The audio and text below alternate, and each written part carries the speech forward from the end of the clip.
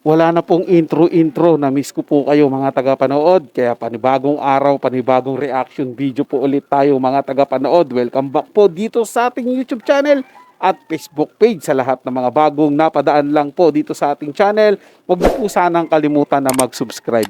Hit nyo na rin po notification bell para lagi po kayong updated sa mga bago pang video na ating ilalabas. Share, like, and comment din po kayo mga tagapanood. Ating niyang babasahin at pupusuan. Kaya ngayong araw po, ang ating gagawa na reaction video ay galing po sa channel ni Ders TV. Nasa description po yung link na kanyang channel, bisitahin po at pakisuportahan na rin. Kaya simulan na natin ang ating reaction video sa araw na to mga tagapanood. Let's do this! Hello everyone! Kung bago pa lang kayo dito sa ating channel, mag-subscribe na kayo at i-hit ang notification bell para lagi kayong updated sa mga balitang napapanahon. Welcome po sa Ders TV Update, panibagong balita na naman ang ating pag-uusapan. Samantalang pag-usapan naman natin ito nga binahagi po ni Raisa May Dizon ngayong umaga lang. Sabi nga po niya, happy 3.5 million Facebook followers. Ang bilis no? Parang nung nakaraan 3 million lang pero ngayon may 0.5 na. 3.5 going 4 million na po yung mga followers ni Raisa May Dizon dito po sa Facebook. And lubos no, na nagpapasalamat itong si Raisa May sa mainit ninyong pagsuporta sa kanya.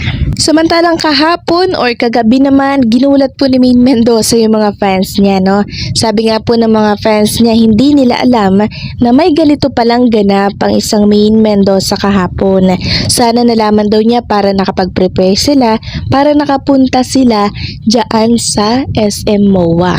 So ano ba yung ganap kay Maine Mendoza? So una, pinost po ito ng AAA no, sa kanilang official Instagram account. Sabi dito, look, Maine DCM at the Bench TM and Cultural Center PH, Ternocon, Kasarinlan, Kasuotan, Kultura at the Museo de Galeon SM Mall of Asia.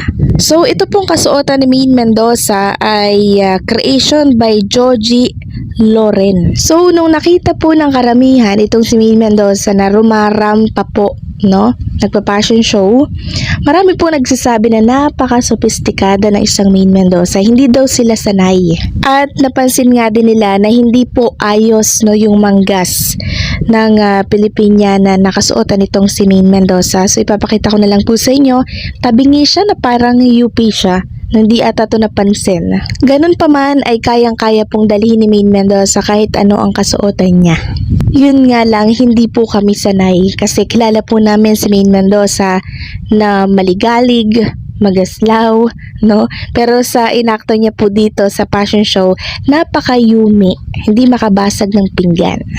Real talk po mga tagapanood, no? Maski ako nanibago po talaga ako na makita ko yung suot ni Maine Mendoza. Parang tama po si Ders TV, parang hindi po talaga kami sanay na sumusubaybay kay Maine Mendoza na ganyan yung kasuotan niya. Kasi sanay po tayo na makita si Maine Mendoza na iba yung datingan ng suot niya. Parang binabagay niya sa karakter niya na makulit, kalug masyado, yung ganun, funny person. Tapos ngayon, pagsusuot po siya ng sobrang kagalang-galang. Tapos ang galing niya po. Talagang napangatawanan niya po yung pagiging kagalang-galang, sopistikadang babae. Diba? Mahinhin na dalaga, dalagang Pilipina. O kahit di na po siya dalaga talaga, may asawa na po siya, di ba?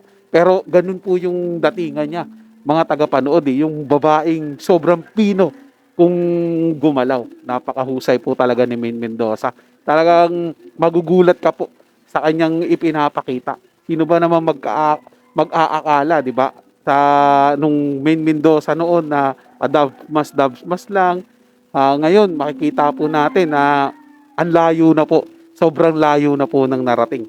Same goes with Raisa May mga tagapanood. Diba? Yung batang dating tinatawag lang na maitim na pango. Ngayon, sobrang dami na ng followers sa Facebook. At sobrang sikat na rin po ng batang ito. At hindi lang po yun. Maputi na po siya ngayon mga tagapanood. At talentada po talaga. Iba po talaga nagagawa ng ano eh. Yung may nag-aalaga sa'yo na mga legendary. Mga talagang sinusubaybayan yung karera mo at hindi ka pinapabayaan. Ito po'y patunay na kapag merong magandang tao na gumabay sa'yo, sa kahit anong larangan yan, gagaling ka po talaga doon. Yan po, pinapakita po nila Raisa May, nila Maine Mendoza, na yung kagalingan nila bilang individual. Hindi lang po sila magaling sa hosting doon sa Itbulaga, magaling din po sila sa kanya-kanyang field na kanilang ginagalawan. Kaya saludo po sa inyo mga Dabarkads, Raisa May and Main Mondausa. Pagpatuloy nyo lang po yan. Kami pong mga tagahanga at sumusuporta sa inyo ay mananatiling susuporta sa inyo hanggang dulo. So yun lang po mga tagapanood, na nagustuhan nyo po yung paksang ating tinalakay sa araw na to. At kung kayo bago lang po na napadaan dito sa ating channel, huwag niyo po sanang kalimutan na mag-subscribe. Hit nyo na rin po ang notification bell para lagi po kayong updated sa mga bago pang video na ating ilalabas. Share, like, and comment din po kayo mga tagapanood, ating nang babasahin at pupusuan. So hanggang sa muli po, ito inyong Tagapanood TV. Komento at opinion lamang, wala pong personalan. Paalam po at mabuhay po kayong lahat.